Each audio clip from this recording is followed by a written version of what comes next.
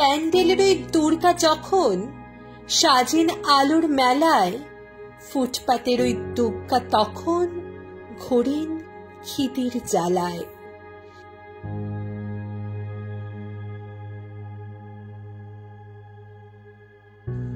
নমস্কার, আমরা হরিদেবপুর নিভৃতি ফাউন্ডেশন প্রত্যেক বছরের মতো এই বছরও নিয়ে আসতে চলেছি দুর্গতি নাশিনী। আপনাদের এবং আমাদের প্রচেষ্টায় সমাজের কিছু পিছিয়ে পড়া মানুষ পুজোর কটা দিন যাতে আনন্দে কাটাতে পারে, তাই আমাদের এই প্রয়াস।